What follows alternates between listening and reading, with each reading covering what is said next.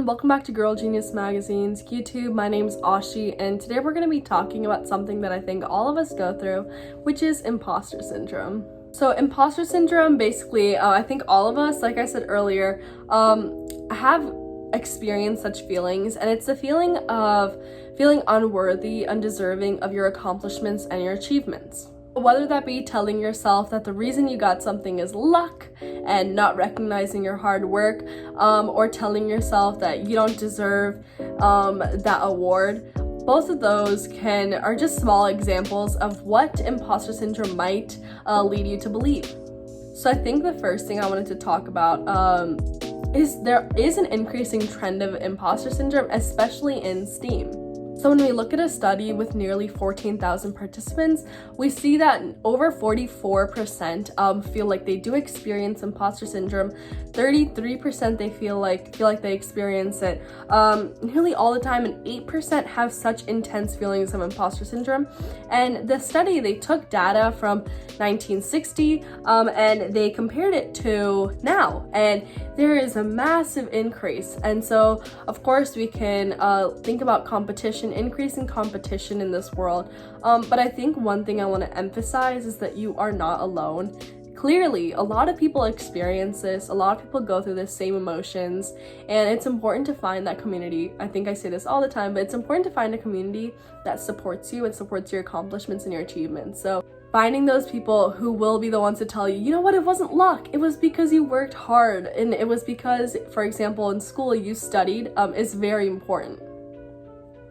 Personally, being a woman in STEM, it's not easy, and I have been the only girl in, for example, one of the only girls in physics, and that leads me to believe, you know what, if I get an A on a test, it's because of luck. It wasn't because I reviewed, or it wasn't because I studied. And leading, academic teams that are full of guys, full of men, and telling myself, you know what, I placed because of luck.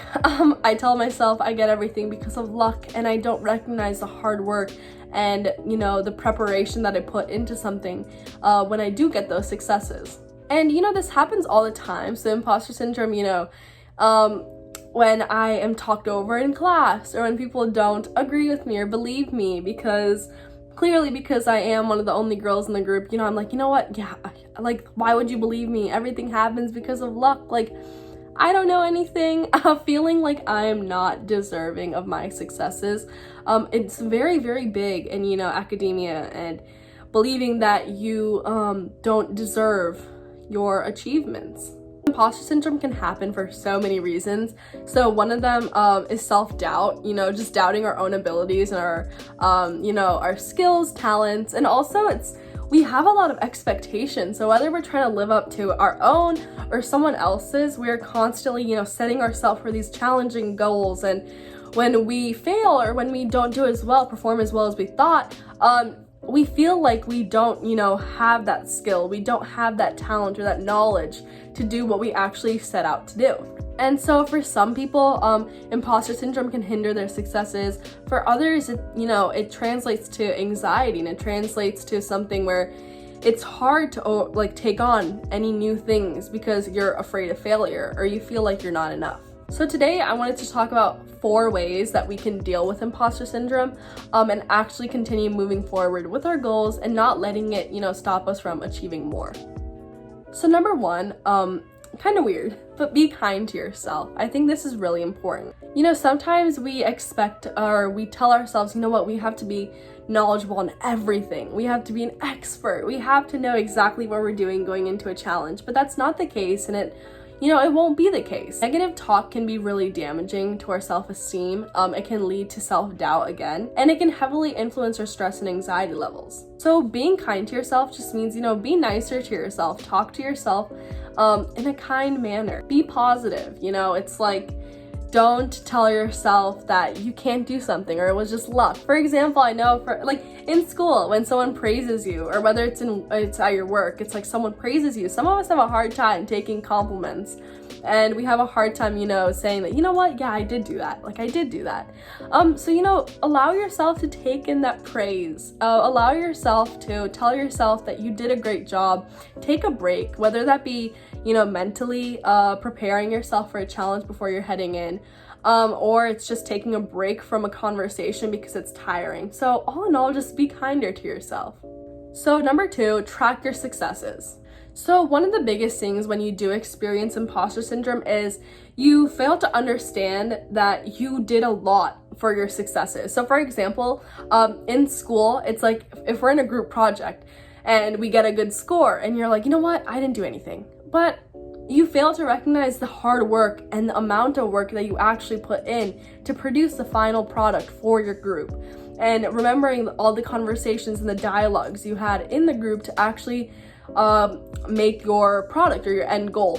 And so I think it's really important to keep track of something. So I love talking about collection systems, but whether that be in your notes or your Google Docs, your Google Drive, just keep track of things that you've played an active role in. So when you need a little pick-me-up in the middle of the day, if you're feeling down or you feel like you can't do something, go back and just look through it. Whether that be tracking things that you accomplished at work or at school, or, thinking about times when you have been recognized for your achievements, think about how much work and how much time and effort that it took to achieve what you actually did.